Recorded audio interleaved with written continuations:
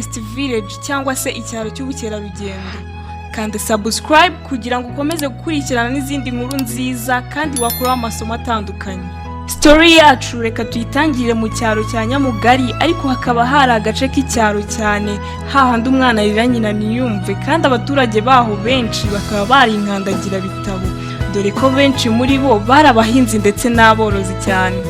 Ariko muri icyo cyaro hakaba harimo umusore witwaga James wari ufite se w'umworozi uzwi, akaba yari yaragize amahirwe yo kujya kwiga ndetse akigira no hanze y'igihugu.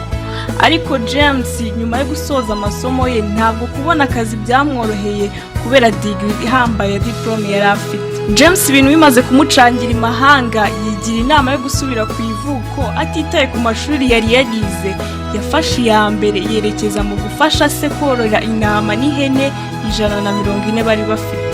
James amaze kwakira ubwo buzima nk'abandi basore bose, yaje kujya mu rukundo n'umukobwa wo muri ako gace witwaga Sara, maze urukundo rwabo ruragenda ruraguka cyane ndetse n'imiryango yabo iramenyana. Nyuma y'uko urukundo rwabo rumaze kugera kure, Sara yaje guhura n'indwara iramuzahaza cyane araremba, kugeza n'ubwo iwabo bagerageje kugurisha utuntu twose bari bafite kugira ngo bamuvuze, ariko biranga bibi byose. James kubw'urukundo rukomeye yari afitiye Sara, yiyemeje kugurisha amwe mu matungo bari boroye kugeza n'ubwo abashizeho kugira ngo avuze umukobwa, ariko ibintu bikomeza kwanga. James yatangiye guta umutwe bigera n'aho agurisha inzu ya papa watabanje kumugisha inama kugira ngo avuze umukobwa, ariko biranga birananirana.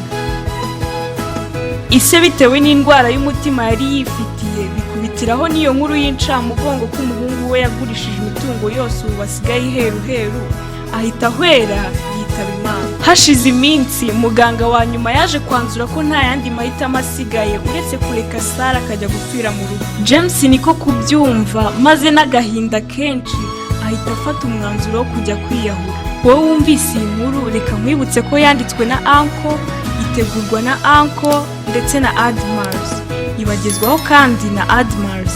Mwari kumwe na Admars. Ciao ciao.